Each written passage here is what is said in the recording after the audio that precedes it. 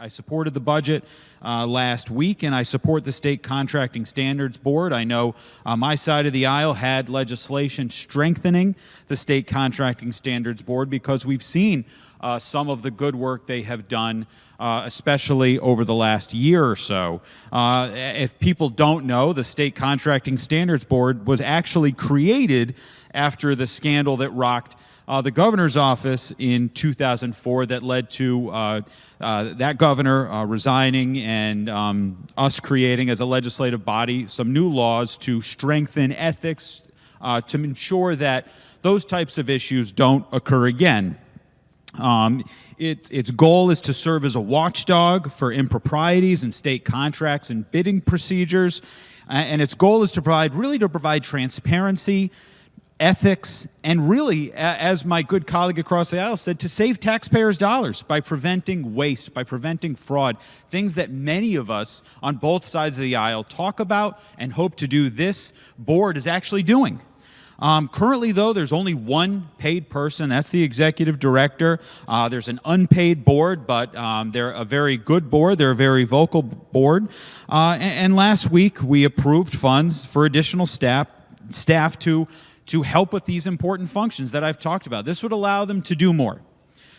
This board was integral in exposing issues such as the contracting process for Dillon Stadium that I know many folks in the Capital Region were very discouraged by. And of course, this board was essential in calling questions to the Connecticut Port Authority and certain contracting issues related to the State Pier in New London, which I know many of the folks on both sides of the aisle down in southeastern Connecticut are concerned about. I think it's very discouraging that this section, the funding that we gave them last week, the additional funding, is now being stripped away, hidden deep in this 837-page amendment, or 37-page bill. You know, I could talk about a lot of things wrong with this bill, with this bill as a whole, but I am focusing on this section. It's Section 235. Again, it's a very short section, but it is a very important section. You know, I think we should actually take the Contracting Standards Board and make it a legislative agency like the auditors, as opposed to being one of the executive branch, because, as I would quote the good Senate chair of Appropriations, this came directly from the governor's office. I truly think that this is a mistake because the board provides needed transparency and oversight. She said she thinks it wasn't a question of money for the governor, but of not wanting the oversight.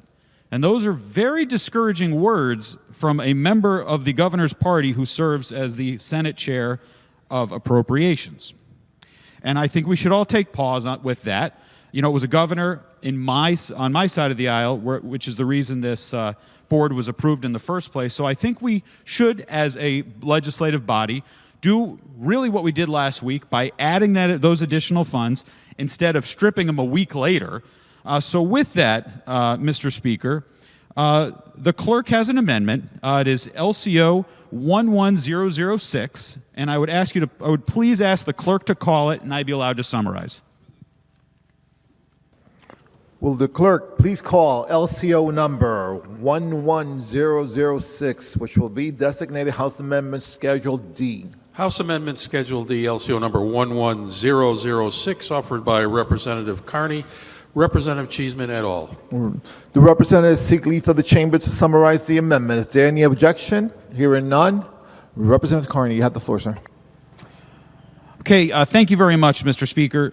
So all this amendment does is it removes Section 235 from the underlying legislation, which will take the funding that we put in the budget last week and simply put it back. So we'll put $449,124 back for the next fiscal year 22, and then $454,355 back into fiscal year 23. So the contracting Standards Board will be able to continue its good work, expand its good work, and save taxpayers' dollars and expose fraud, expose waste, and make people more transparent. So with that, Mr. Speaker, I move adoption of the amendment, and I ask that when the vote is taken, it be taken by roll.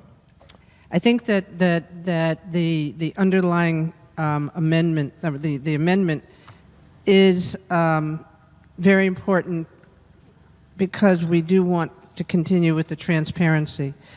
And we do want to continue with the work of the Contracting Standards Board because I do believe that they have identified things that we need to address. Unfortunately, right now, because we are still trying to define and we are going to have to look at the staffing. I don't know if the funding was appropriately done. Unfortunately, I cannot support it at this time, but I would love to have more conversation about this, and maybe we are going to be back here again. As you know, we did another special session. I'd be willing to try and entertain that possibly in the next special session. So at this point, unfortunately, I cannot support this. Thank you, Mr. Speaker.